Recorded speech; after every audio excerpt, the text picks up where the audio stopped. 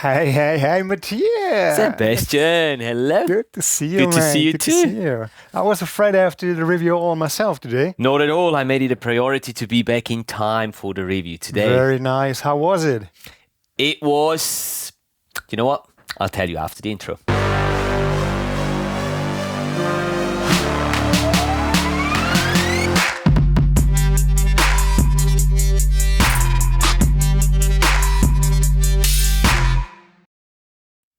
I'm curious. Tell me, how was it? Slow down, hold your horses. It was really good. We had a fantastic group with us, world-class diving, really good weather, great food, great hospitality. Anyone who's been to the Philippines know how good the diving is and the food and the people and everything. But there was one thing that really impressed me a lot. Do you want to know what? Well, I thought you say there was one thing you missed a lot, but yeah. Yeah, that was Tell my me. wife. But the one thing that really impressed me was how many people on that trip had a dive fork housing with them. We had a group of 23 people, and there was probably 5, 6, maybe even 7, probably 6 dive fork housings in that group and people using them. Some people using them occasionally, and then there was a couple of people who were using the dive fork housing for every single dive. And that was really, really cool to actually see so many That's people nice, yeah. having adapted to that system and using that. So that was really, I found that really, really impressive. Yeah, that's impressive, yeah. And especially the results that were coming out of that system were incredible, absolutely incredible. Because in the area that we were diving, it was mainly macro. And for that kind of stuff, the smartphone cameras, if you add a light to them, they just work awesome. You know, they just give you really, really nice results. And I think this is also the perfect time now to say thank you to the sponsor of this video and make this in our little sponsored section of today's video, which obviously is Dive Fork. Dive Fork is, as I've seen on this trip, really is a system that is reaching a broad audience out there and is being accepted very, very well in the diving community. And the results, as I just said, are just incredible. People just love the way that they can use the touchscreen underwater. They don't need any extra lenses or anything. They can just use it with their phone in the housing. And I would always suggest a light to just give you, especially for the macro stuff, to just give you those extra colors and the contrast that you want to have in the images.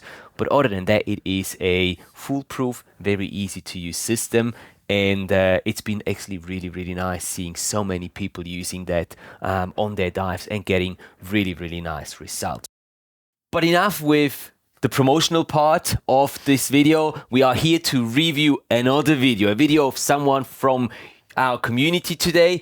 Now, as always, Sebastian, do you want to tell us whose video we're watching today? Yes, I want to. But first of all, very important, it's the third time he is sending us a video to review. So thank you very much. And it's the first person that has sent in 3 videos, right? Yes. Yes. It is, yeah. And it is Rodrigo Echeverri. Thank you, Rodrigo, for sending another video for us to review. Thank you. And this time, well, he wasn't with the dive fork housing filming. Man, not yet. Maybe, yeah, who knows? Maybe. He was filming with his Sony A7S Mark III. Yeah. And he was in Rajampat. Oh, well, that's... What else do you want? Right? Well, let's start it, eh? Let's watch it. All right, let's do this.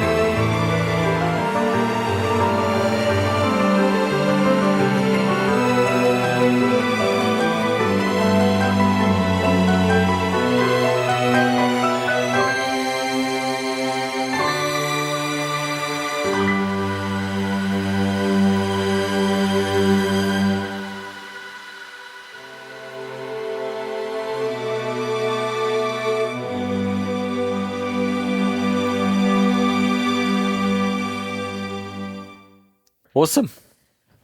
How do you like that?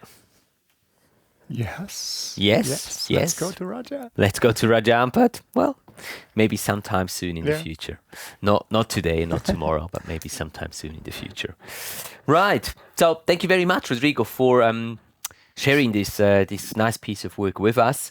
Obviously, as we said before, we had a couple other clips or films already seen from Rodrigo, which we'll also link down in the video description below, so you can go and check it out alongside with the video that you've seen here. So you can check it out on Rodrigo's channel as well and see what other stuff he's got on there that we haven't reviewed yet on our channel here. Let's start right away with the drone shots at the beginning of the film, which I really enjoyed, Rodrigo. I think that you've captured some amazing drone shots showing the area in a very, very nice cinematic documentary type of style, really, which I really enjoyed. There's one thing with those drone shots, and that's the color matching. There was a slight difference in the tone, or between like the majority of the drone shots and like I think it was the last or the second last drone shot that was in there. So just be a little more careful in trying to match these shots to one another just a little closer. But that's like nothing dramatic at all. I just noticed it as we were watching it. But other than that, these drone shots were really, really nice and set the tone very nicely for the underwater shots that were following after that. I totally agree. It was very nice entry into the video. I saw as well the magenta. I think it's magenta tint a little bit, the shot you mentioned. But talking about the getting into it, if we're talking about like an intro, sure. What I missed a little was the story. I mean, it was, again, as we know it from the video, very nice macro shots again. As well, overall nice footage, but the macro shots were as well really, really good again. But yeah, there was like a little bit, the story was a little bit missing. Yeah. It was like more, you start with a drone shot, very nice entry, and then it was like more an array of nice shots. It was just a sequence of nice shots. I agree. And maybe this is also because Rodrigo has shown us in his previous submissions where we had like a proper documentary to review here on the channel that he is capable of doing completely different things and putting more thought into a storyline, into these projects. So maybe our expectations going into this piece were a little higher as well. So I don't want to say that you've disappointed by no means, Rodrigo, but I also expected a little more of a storyline in that film too, sort of similar to what you've shown with your Annie Lau documentary that we were able to review here a couple months ago. I agree on the macro shots. I mean, we know by now that Rodrigo is a specialist for shooting macro. Your shots are really, really nice. They're nice and stable. Most of them are in focus. I think there was, again, one or two shots that were not in focus. I think we had that on like one of the previous submissions that you made as well.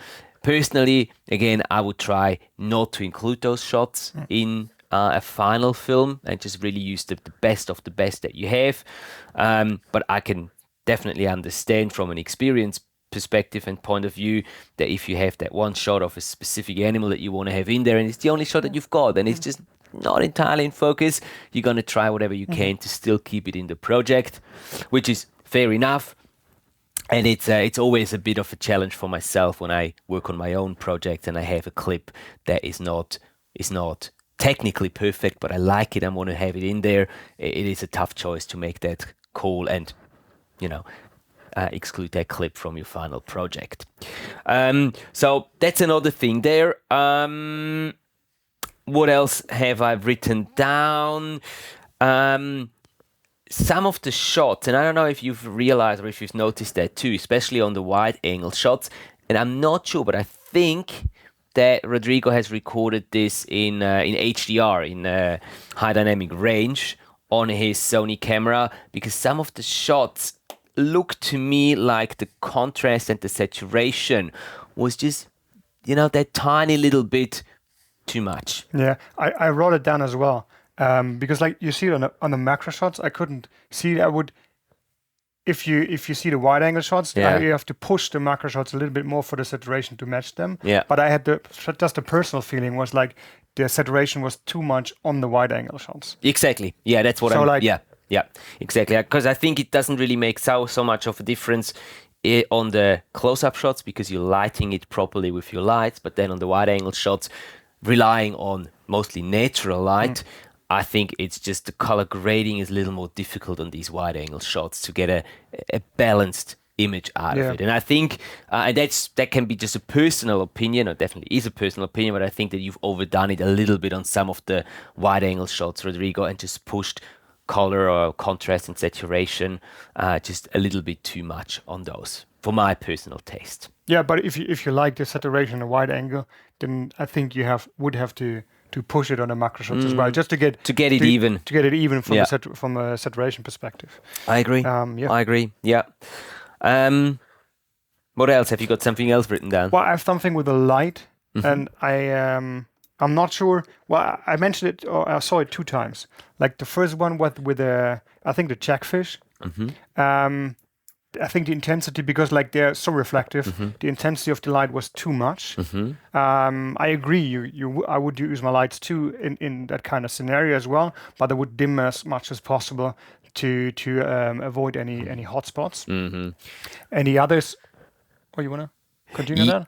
No, go ahead, and I've just got a comment to make to this, but go ahead. And the other situation was there was a little cave, and I'm not sure if it was a crocodile fish or something. A wobbegong shark.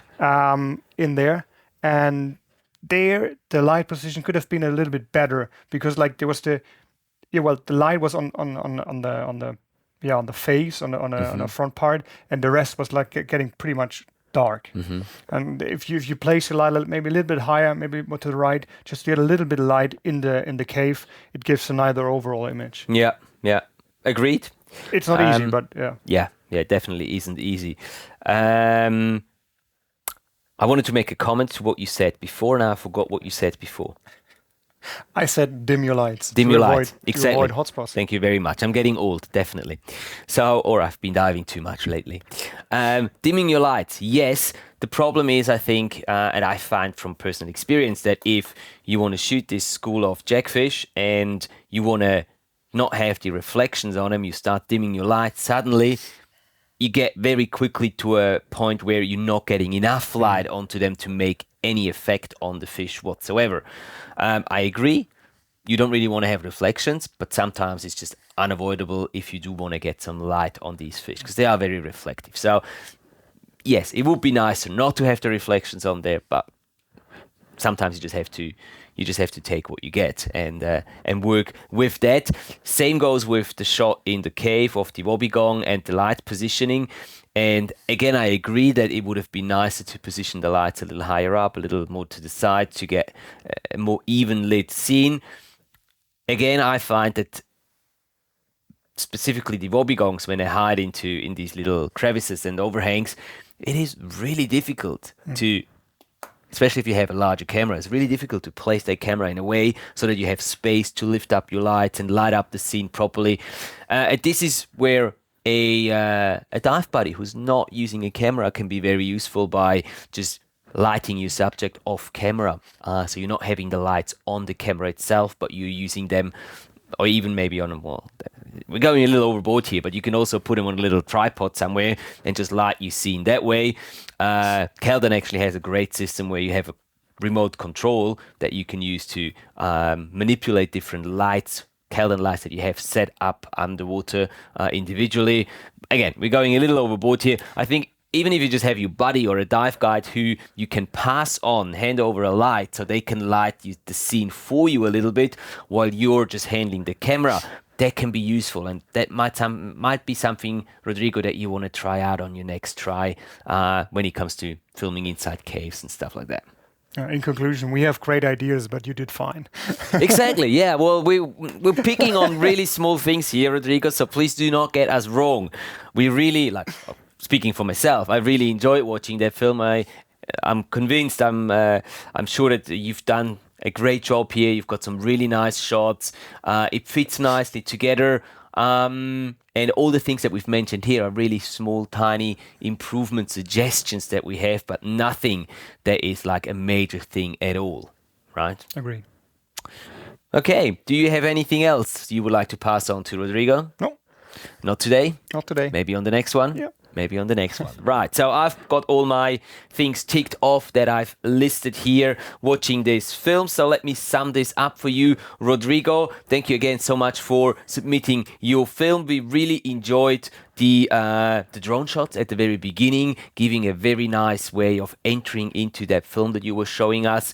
And as always, your macro shots are just outstanding. Really always enjoy watching your macro shots in one of your films. The things that we think you should be working on for the next film, put again a little more emphasis on the storytelling part rather than just putting one clip after the other.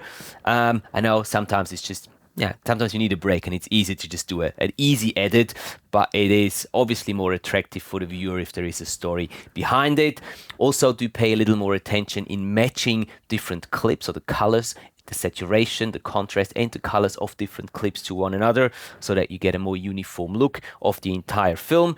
And then lastly, the use of lights. Maybe you can try to use lights off camera next time, experiment a little bit with that and see what kind of results you can come up with when you not have the lights attached to the camera itself, but you pass it on to your buddy or your dive guide and let them light the scene from a different angle. That can sometimes be actually quite interesting and can also help you in creating more creative shots. That was a very nice sentence, wasn't it? Right. Well done. Well, thank you. Thank you very much. If I don't say it, you have to say it. So again, Rodrigo, thank you so much for your submission and for allowing us to watch yet another of your amazing films. By the way, Rodrigo actually got his third film reviewed already because he is a member of the YouTube channel here, of the membership program. If you want to prioritize your submission, like if you want to submit a film yourself or if you have one that is waiting to be reviewed here, you can speed that process up by becoming a member of the channel. Sign up for the membership plan Underwater Filmmaker. You can do that by clicking on the button just below this video which says become a member, and then we'll prioritize your submission, watch it right away, and it will be published, reviewed and published here on the channel within a couple of weeks rather than close to a year now. That's the waiting time that we have at the moment. Yes, if you do want to send us a film for review, what should they do? Well, send us an email to contact@matthiaslebo.com. Put a link to your video in the email and a little description where it was filmed, the camera used, lights used, and anything else which is special, and we can tell the audience about it. Excellent. Fantastic. So that's pretty much all we've got for you today. One last thing that I forgot before when we had the little sponsored section here is that all of you guys are obviously also in the run for benefiting from a special promotion that Divefork is offering to all of our viewers as the sponsor of this series. If you want to get yourself a Divefork housing or any Divefork accessories, you can use the link down in the video description below to get to their online store, and you'll get an extra 6% discount on any purchase that you're making. You can also use the code Matthias Lebo. Just put that in at checkout, and that will also give you 6% discount, just in case the link doesn't do that automatically. Right. Anything else? That's it. That's it for today. See you next week. See you next week. Thank you so much, guys, for being with us and for watching the video. Have a great week. Keep capturing all those amazing underwater adventures of yours, and the two of us will see you next week, next Thursday. Take care, guys. Bye, guys. See you next Thursday.